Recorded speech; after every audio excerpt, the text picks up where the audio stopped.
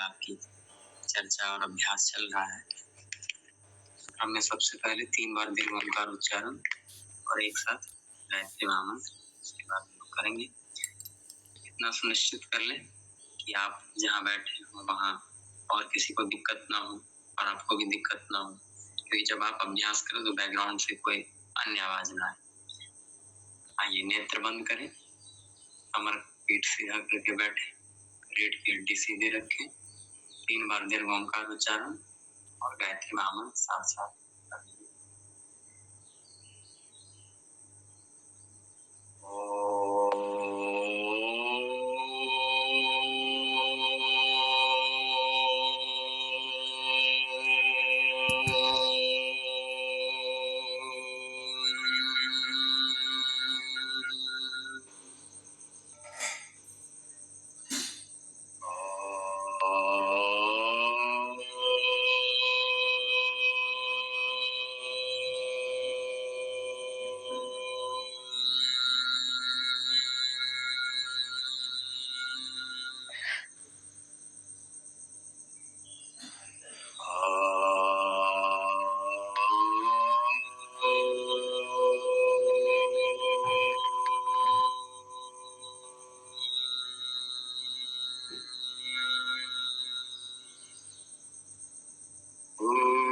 भूर्भुवस्वः तत्सवितुर्वरेण्यं भर्गो देवस्य धीमहि धियो यो नः प्रचोदयात्।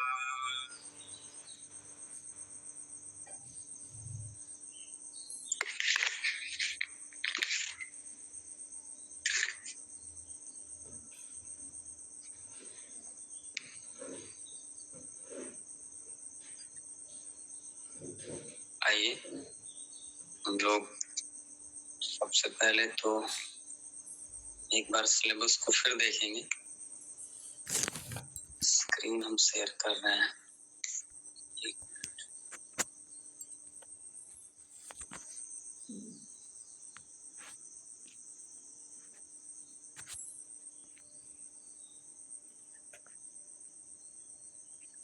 सिलेबस को बार बार देखना है और ये हम लोग के लिए बहुत अच्छी बात है।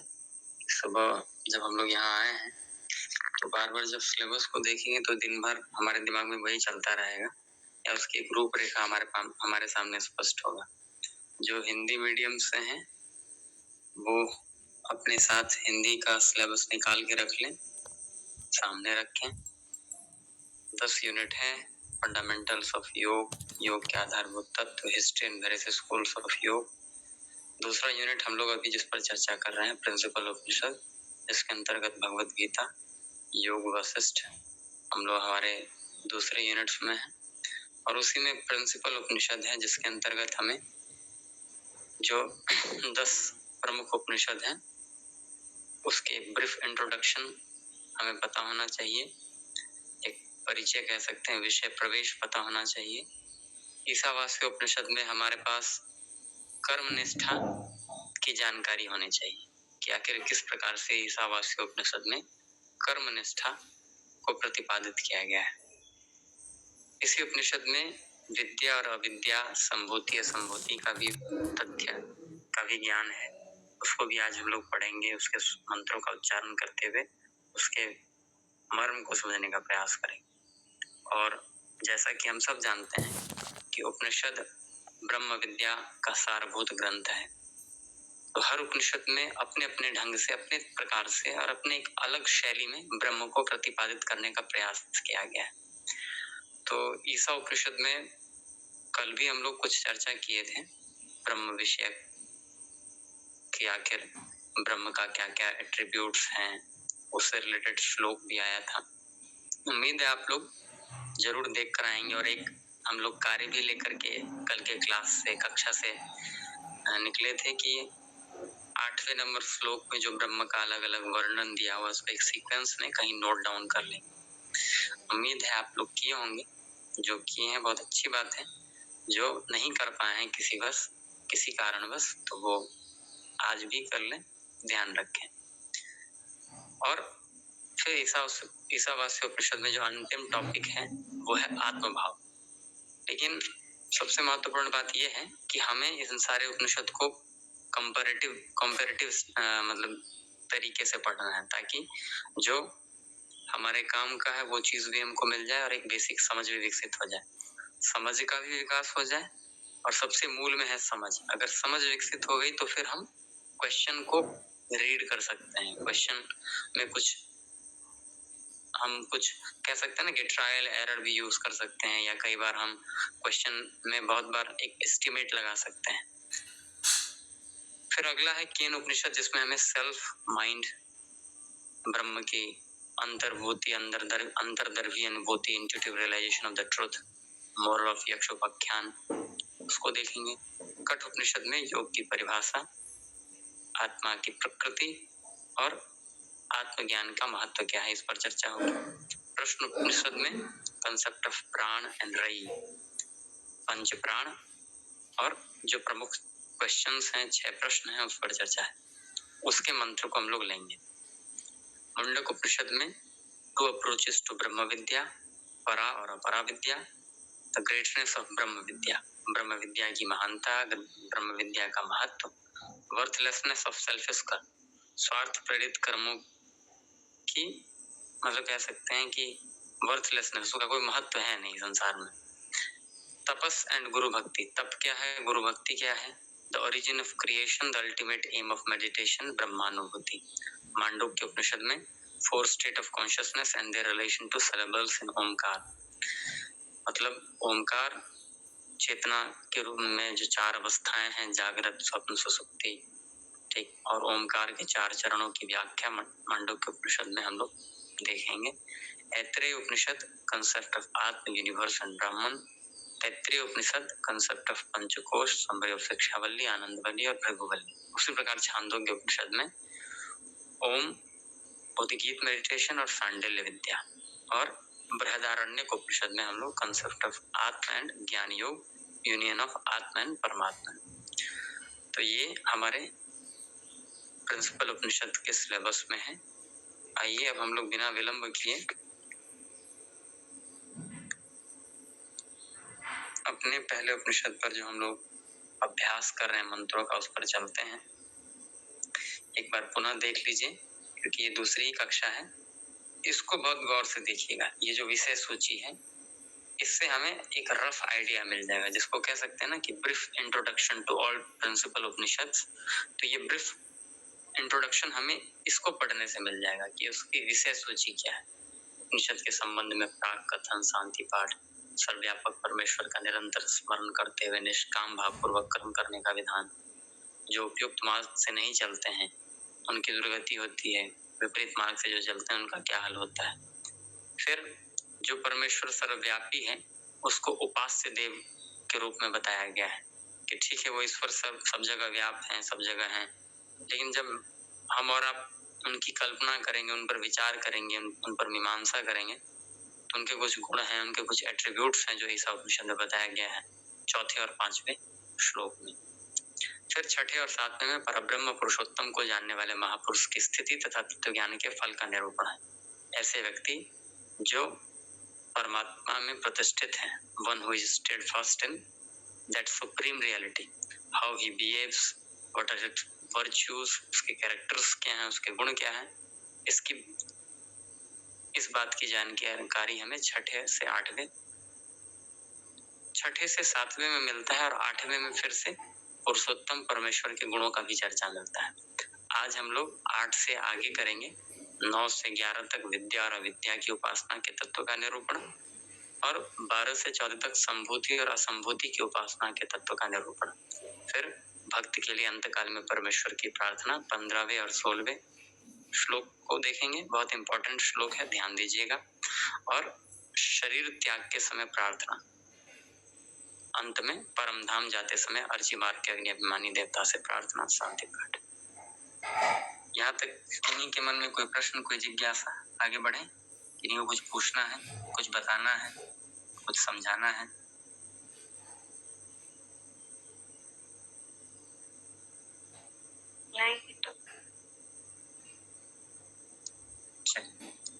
एक बार बार हम लोग शुरू से ले लेते हैं।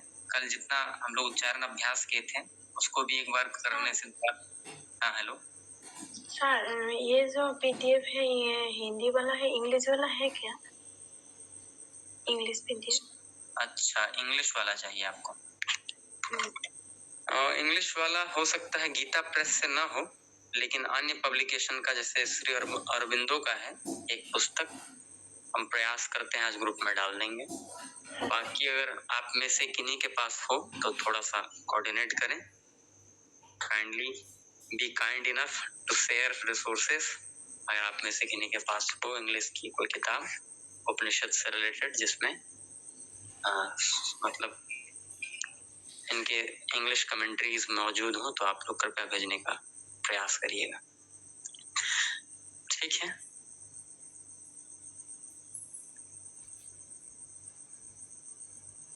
आइए हम लोग क्रम को प्रारंभ करते हैं।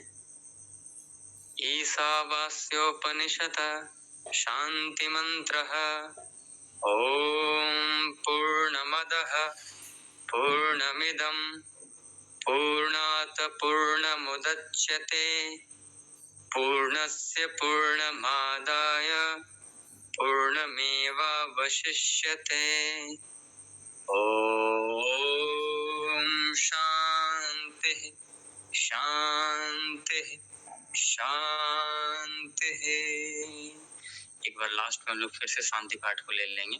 आइए अब आप में से जो दोहराना चाहते हैं, अभ्यास करना चाहते हैं, वो अपना माइक अनम्यूट करके पीछे पीछे दोहराएंगे। ओम ईशावास्यमिदं सर्वं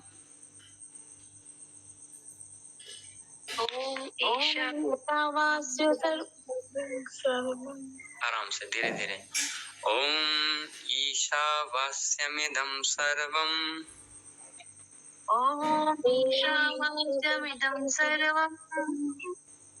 यत् किंच जगत्यां जगत्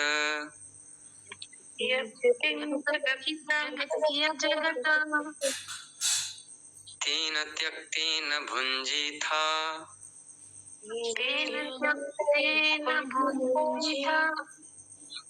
मा गृधः कस्यचित् धनम्।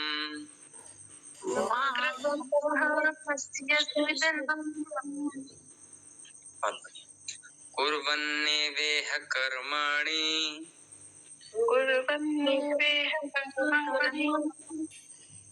जिजीविषेच्छत गुंसमाः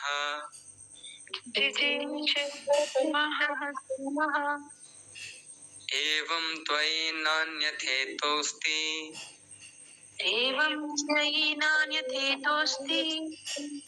न कर्म लिप्यते नरे।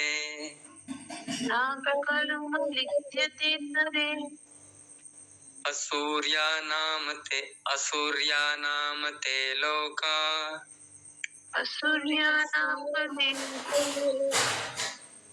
अंधेन तमसा वृताः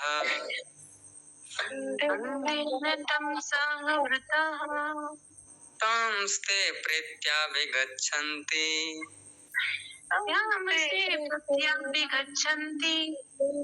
ये केचात्महनो जनाः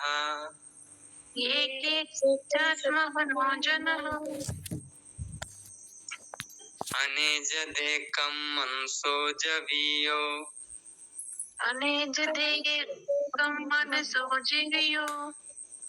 नैनद्येवा आप्नुवन् पूर्वमर्षत्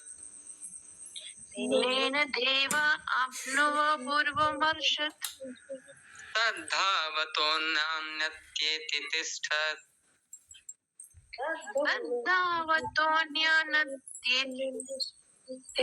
नान्यत्येति तिष्ठत्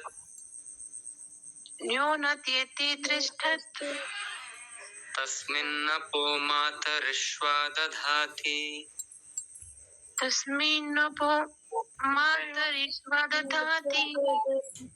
एक बार फिर इसको ले लेते हैं। अनेजदेकं मनसो जवीयो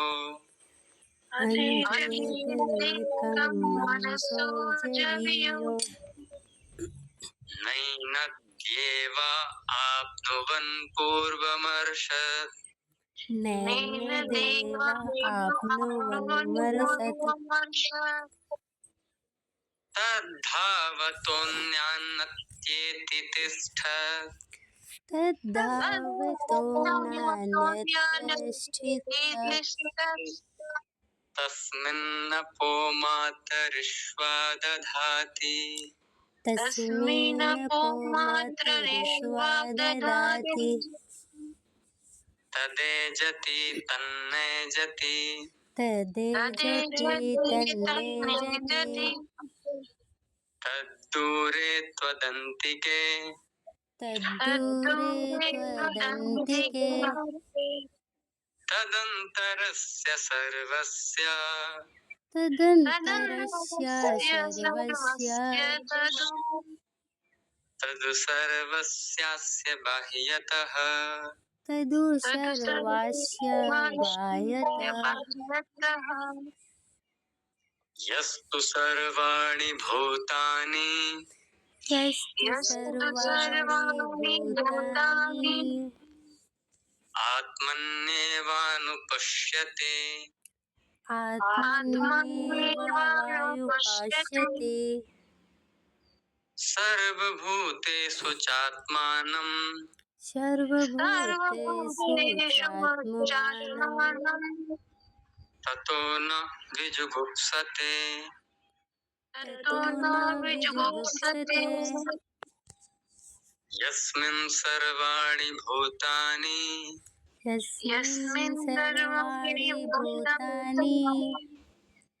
भूतानि यस्मिन् सर्वाणि भूतानि यस्मिन् सर्वाणि भूतानि आत्मैवाभूद्विजानतः आत्मनैवोऽधिजानतः तत्र को मोहकः शोकः तत्र को मोहकः शोकः एकत्वम् अनुपश्यतः एकत्वम् अनुपश्यतः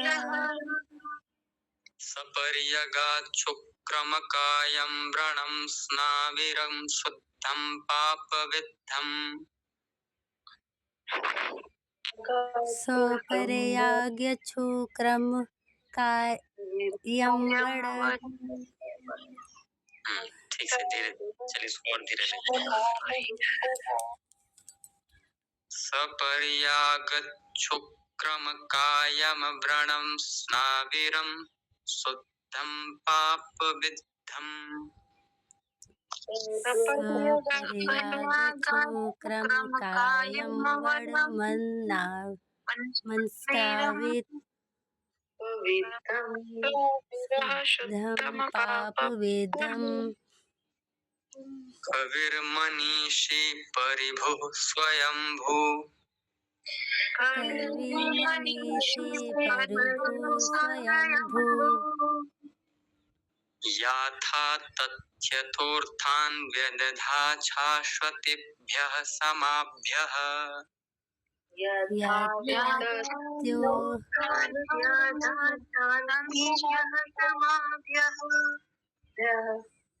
चलिए एक बार इसको बस हम लोग रिकैप कर लेते हैं क्योंकि कल हम लोग यहाँ तक पढ़े थे। तो जैसा कि पहला जो हमारा मंत्र है वो ईश्वर की सर्वव्यापकता, ईशावास्यमिदं सर्वम, संपूर्ण विश्व इस ईश्वर से ओतप्रोत है, उसी से व्याप्त है और उसको याद करके ही त्याग पूर्वक हमें अपने भाग का भक्षण करना चाहिए, लेना चाहिए।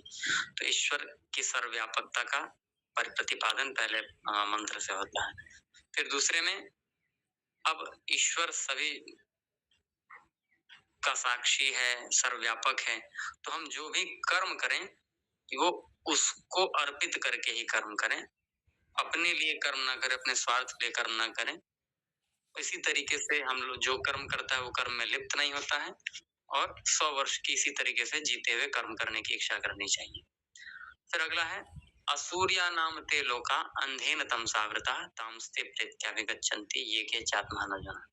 जो इस प्रकार जीवन नहीं जीते हैं, इस दर्शन को नहीं अपनाते हैं, वो जिसको कह सकते हैं कि असूर्य प्रकाश ज्ञान की उपासना जहाँ करना चाहिए वहां ज्ञान की उपासना न करके वो पदार्थों में उस समय भटक जाते हैं, सांसारिक मोह माया में।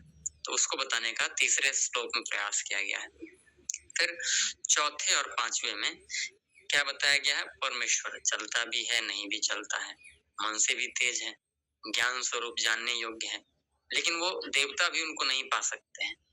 तो ऐसे परमेश्वर को उनकी ही शक्ति से हम और आप जान पाते हैं। हमारे और आपका सामर्थ्य नहीं है, उनकी जब इच्छा होती है तभी वो लोग उनको जानते हैं, और उनकी शक्ति से ही सभी देव शक्तियां क्या करती हैं? अपने कार्य को करने में समर्थ होती हैं। ठीक, तो ये चौथे श्लोक का भाव है। फिर पांचवें श्लोक का क्या है कि तद्दय जति तन्ने जति तद्दूरे तदंतिके तदंतर से सर्वस्य तदु सर्वस्य बाह्यता, कि वो चलता है, नहीं भी चलता है, दूर भी है, अत्यंत समीप भी है, संपूर्ण जगत के भीतर परिपूर्ण है, तो फिर भी ये परमेश्वर का ही वर्णन है। तो ये सब क्या है? तो कंसेप्ट ऑफ ब्रह्म में जो आया है इसमें हो सकता है इसका पूछ दे, सीक्वेंस पूछ दे। ठीक, फिर अगला है परमेश्वर को जानने वाले पुरुष की स्थिति का वर्णन। तो जो परमेश्वर को जानता है, सब में परमेश्वर को और परमेश्वर में सबको देखता है, वो किसी से क्या करता है? घृणा नहीं करता है। कौन? जो परमेश्वर को जानता है। और जो परमेश्वर को भली भांति जानने वाले हैं, वो सभी प्राणी को एकमात्र परमात्मा ही मानता है, और सबके साथ एक रस रहता है, ना किसी के साथ मोह करता है, ना किसी के साथ शोक करता है। ये ऐसे पुरुष का लक्षण है। आठवें में क्यों परमेश्वर कैसा है? तो परमेश्वर सुक्रम है, परम तेजोमय है, सकायम है, सूक्ष्म शरीर रहित है, अव्रणम छिद्र रहित है, क्षति रहित है, स्नाविरम सिराओं से रहित है, पंचभौतिक शरीर से रहित है, शुद्धम अप्राकृत दिव्य सच्चिदानंद स्वरूप है, अपाप विद्धम शुभाशुभ कर्म संपर्क शून्य परमेश्वर को प्राप्त हो जाता है। कौन? जो इस तरीके से उनका चिंतन करता है। कवि हैं, मतलब सब कुछ देखने वाले हैं, सर्वद्रष्टा, मनीषी हैं, सब कुछ जानने वाले हैं, ज्ञान स्वरूप हैं, सर्वोपरि हैं, विद्यमान है, सबके ऊपर विद्यमान रहने वाले हैं। हाँ, उसके बाद स्वयंभू हैं, अपनी स्वेच्छा से प्रकट होते हैं, शाश्वतीभ्य अनादि हैं, समाभ्य काल से, और सब प्राणियों के कर्मानुसार यथायोग संपूर्ण पदार्थों की रचना करते आए हैं। तो उपयुक्त वर्णन के अनुसार हम लोग देख पाए हैं कि किस तरीके से परमेश्वर का वर्णन है, परमेश्वर को जानने वाले का वर्णन है। लेकिन अब अगला जो है वो विद्या और अविद्या के तत्व को समझाने का प्रयास किया गया है कि विद्या नाम से हम किसको जानते हैं? तो विद्या नाम से ज्ञान की, परमेश्वर को प्राप्त करने के साधन ज्ञान की साधना करते हैं, और अविद्या नाम से जो भोग ऐश्वर्य प्राप्ति के साधन कर्म को हम लोग अविद्या कहते हैं। तो इन दोनों तत्वों को भली भांति समझकर, ऐसा नहीं है जैसे आदमी जब अध्यात्म मार्ग पर चलता है या योग करने आते हैं लोग, तो क्या करते हैं, या तो योग में ही इतना लीन हो जाते हैं कि वो सब कुछ बाकी दुनिया जहान से भूल जाते हैं। ठीक, तो फिर हो सकता है कुछ दिनों बाद आपको फिर संतुलन बैठाने के लिए वहां ज्यादा ध्यान देना पड़े। और कुछ लोग ऐसा करते हैं कि वो योग करते भी हैं लेकिन उनका ध्यान रहता है संसार में ही। तो दोनों में संतुलन बनाए रखना है, कर्म में भी और ज्ञान में भी। तो आइए हम लोग इन श्लोकों का उच्चारण करते हैं और समझने का प्रयास करते हैं, उच्चारण को भी सीखते हुए चलते हैं। अंधम तमः प्रविशन्ति अंधं तमः प्रविशन्ति ये विद्यामुपासते ये विद्यामुपासते ततो भूय इव ते तमो ततो भूय इव ते तमो यौ विद्यायां रताः। ययुर्विद्यायां रताः। यहाँ बस एक चीज ध्यान देना है, कभी कभी गुम यूज होता है और कभी कभी अनुस्वार यूज होता है। तो एक वीडियो हम आप लोगों को ग्रुप में दिए हैं, उसको दिन में थोड़ा सा गौर से सुनेंगे तो इसका हम लोगों को अंदाजा लग जाएगा। ठीक, अगला अन्य देवाहुर्विद्यया अन्यदेवायुर्विद्याया अन्यदाहुरविद्यया अन्यदाहुर्विद्यया इति शुश्रुमधीराणाम् इति शुश्रुमधीराणाम् येनस्तद्विचक्षिरे येन तद्विचक्षुरे विद्यां च विद्यां च विद्यां च यस्तद्वेदो भयगुंसः यस्तेदो भयंसः अविद्यया मृत्युं तीर्त्वा अविद्यामृतं त्यक्त्वा विद्ययामृतमश्नुते। विद्यामृतमनुष्ठुते।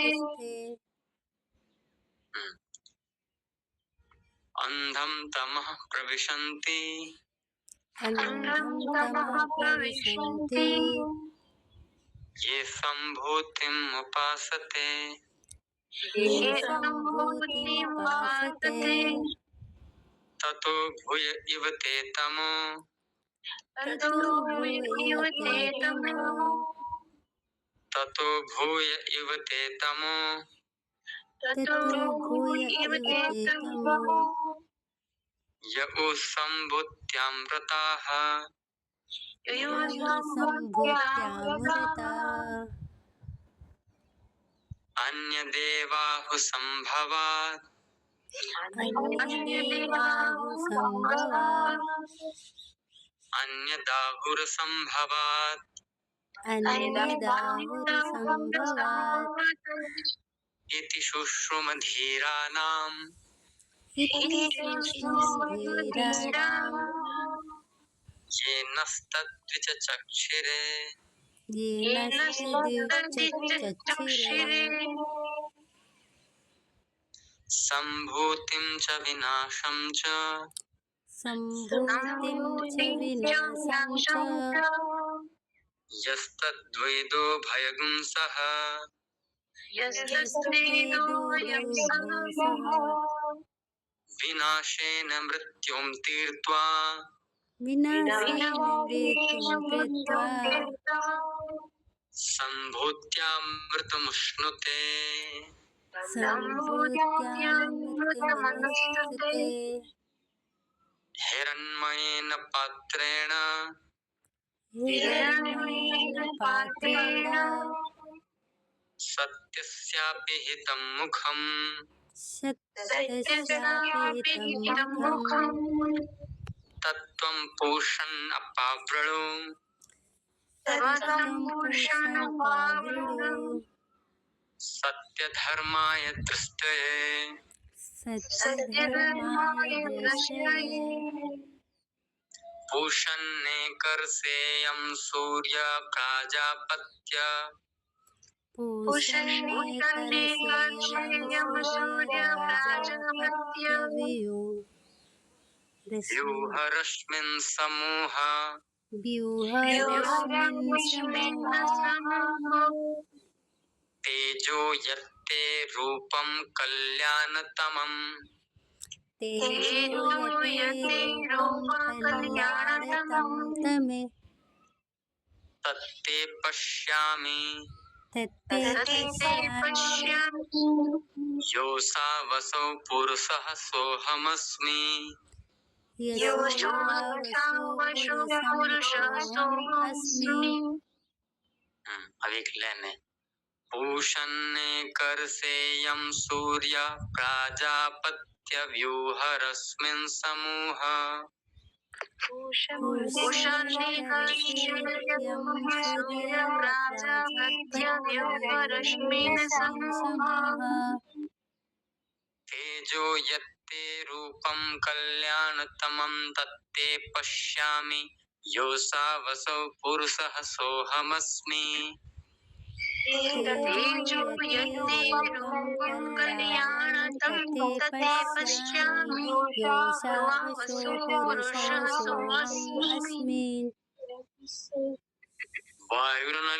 वायुरनिलं मृतमथेदं भस्मान्तकं शरीरम् वायुरनिलं मृतमथेदं भस्मान्तकं शरीरम्। ॐ क्रतुस्मर कृतं स्मर कृतगुं स्मर ॐ क्रतु स्मर कृतं स्मर क्रतु स्मर कृतं स्मर।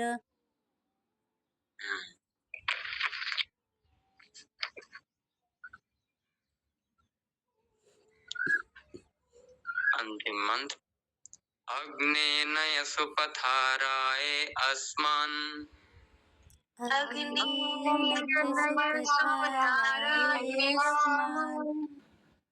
विश्वानि देव वयुनानि विद्वान्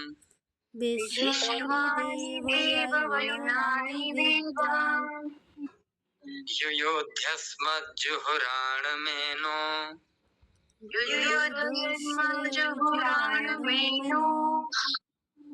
भूयिष्ठां ते नम उक्तिं विधेम।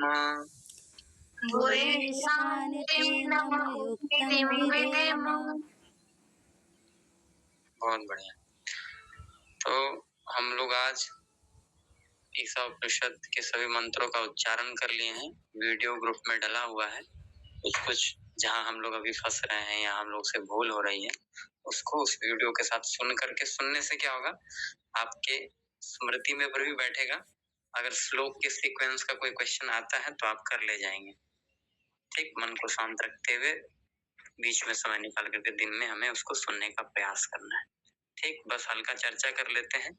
उसके बाद कुछ क्वेश्चंस हैं ईशा उपनिषद के, वो भी देख लेंगे और उसके बाद हम लोग आज के सत्र को यहीं तक रखेंगे। तो पहला चीज कि कल हम लोग 8वें श्लोक तक देखे थे। 9वें में विद्या और अविद्या की बात की गई है कि मनुष्य, अब देखिए इसमें क्या है कि जो हम लोग पहले चर्चा किए हैं कि ज्ञान, परमेश्वर प्राप्ति का जो साधन है वो है ज्ञान, और जो स्वर्ग आदि लोगों की प्राप्ति है, भोग ऐश्वर्य की प्राप्ति का साधन है, वो है कर्म, अविद्या। इन दोनों तत्वों को भली भांति समझकर कर्म करने से ही मनुष्य क्या करता है, सर्वोत्तम तथा वास्तविक फल प्राप्त कर सकता है। अन्यथा इस रहस्य को अगर उसने नहीं समझा तो वो उलझ सकता है। हो सकता है या तो ज्ञान में ही उलझा रह जाए या तो कर्म में ही उलझा रह जाए। इसीलिए दोनों में बैलेंस करने के लिए जीवन में बहुत महत्वपूर्ण श्लोक हम लोगों को मंत्र यहाँ से मिलता है, 9वां मंत्र। फिर उसी के अगले मंत्र में ये बताया गया है कि ज्ञान तथा कर्म का अनुष्ठान करने से सर्वोत्तम परिणाम होता है, उसका संकेत से वर्णन किया गया। अब क्या किया गया है, संकेत। ये बात बहुत ध्यान रखिएगा कि पूरे उपनिषद में हम लोग ना संकेतों में बात करें। गुरु किसी बात को खुलकर नहीं बताएंगे। जब शिष्य के चिंतन को उस दिशा में मोड़ने के लिए गुरु बस संकेत करते हैं। ठीक, तो हमें संकेतों को बहुत गौर से देखते हुए चलना है। तो क्या है, विद्या के अनुष्ठान से दूसरा ही फल बतलाते हैं, और अविद्या के अर्थात कर्मों के अनुष्ठान से दूसरा ही फल बतलाते हैं। क्या बतलाते हैं, तो धीर पुरुष ने कहा है कि हमें इसमें भली भांति समझने का प्रयास करना चाहिए कि विद्या से एक अलग फल मिलता है, विद्या की उपासना से, विद्या के अनुष्ठान से, और अविद्या के अनुष्ठान से अलग फल मिलता है। 10वें श्लोक में ऐसी बात कही। तो क्या बोलते हैं, चलो देखिए, थोड़ा सा ध्यान रखिएगा, बैकग्राउंड से किन्हीं का नॉइज आ रहा है, अभी बंद कर लीजिए, फिर जब जरूरत होगी तब खोल लेंगे हम लोग माइक। कुछ कहना होगा, कुछ पूछना होगा तब खोल लेंगे। अब क्या है, अब ये बताया गया है कि विद्या और अविद्या, इन दोनों को जब एक साथ समझते हैं तो व्यक्ति अविद्या की उपासना से जो मृत्यु है, जो इस मर्त भवन से, जो यहाँ के मंडेन अफेयर्स हैं, उससे पार हो जाता है। ठीक, जो यहाँ के मृत्यु लोक या कह सकते हैं कि मृत भवन से जुड़े हुए जो चीजें, उससे पार हो जाता है। और जो विद्या है, जिसको ज्ञान कहते हैं, उसके अनुष्ठान से जो परमेश्वर हैं, जो इस जगत के सार हैं, जो इस कह सकते हैं ना कि इस पूरे प्रपंच में जो एक तत्व विद्यमान है, उस विद्यमान तत्व को, उस इसेंस को जानने के लिए जिसका सहारा लेते हैं वो है विद्या। तो इन दोनों को साथ साथ भली भांति सम्यक प्रकार करने से साधक किस चीज को, तो पुरुषोत्तम को प्राप्त कर लेते हैं, या फिर अविद्या को अविद्या से मृत्यु को पार कर जाते हैं और विद्या से मृत्यु अमृत की उपलब्धि कर लेते हैं। यहाँ तक स्पष्ट है। अच्छा, ये एक पंक्ति है, विद्या मृतमश्नुते।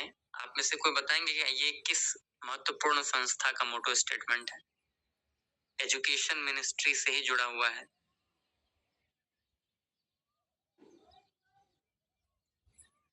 अभी हाल फिलहाल में ही उसको डीम्ड यूनिवर्सिटी का दर्जा मिला है। थोड़ा सा और हिंट हो गया आप लोगों के लिए।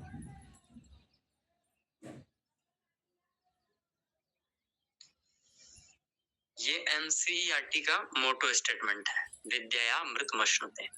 ठीक, एक और मोटो स्टेटमेंट हम लोग को आगे मिलेगा, तो थोड़ा इस सबको ध्यान रखना है। फिर विद्या और अविद्या की चर्चा हुई, तो ये साधक के स्तर पर बातें होती हैं, विद्या और अविद्या। ठीक, और एक है उपासना, जिसको हम लोग नहीं कहते हैं साकार उपासना, निराकार उपासना। तो ये अब यहाँ संभूति असंभूति में उस तथ्य की तरफ इशारा किया गया है कि जो संभूति है वो क्या है, वो अविनाशी परमेश्वर है। संभूति जो सम हर स्थिति में संभव है, सम है, जो वास्तव में है, वो क्या है, वो परमात्मा है।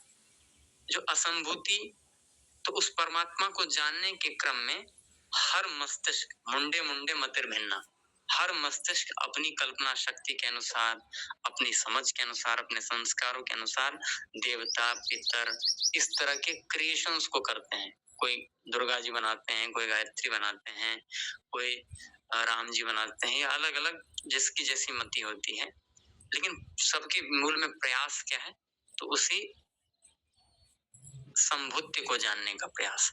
तो विनाशशील क्या है, तो ये जो देव पितर मनुष्य आदि की उपासना करते हैं वो असंभूति है, और संभूति है अविनाशी परमेश्वर में जो रत है। अब इनका भी फल अलग है। अगर आप संभूति की उपासना करेंगे तो उससे आपको एक फल, उससे क्या मिलेगा, और अगर आप असंभूति का उपासना करेंगे तो उससे क्या फल मिलेगा। ये 13वां है, 14वें श्लोक में फिर इसका वर्णन है कि संभूति से संभूति और विनाश, विनाश यहाँ असंभूति का चर्चा किया गया है। क्यों? क्योंकि देखिए संभूति मतलब होता है जो हमेशा संभव है, हमेशा संभव में है, जो रियलिटी में है, इसको कह सकते हैं कि एक ट्रुथ। और विनाशम असंभूति क्या है, तो उस ट्रुथ को इंटरप्रेट करने के लिए हम बहुत सारे क्या यूज करते हैं, बहुत सारे थ्योरम यूज कर सकते हैं, बहुत सारे पोस्टुलेट यूज करते हैं, बहुत तरीके यूज करते हैं।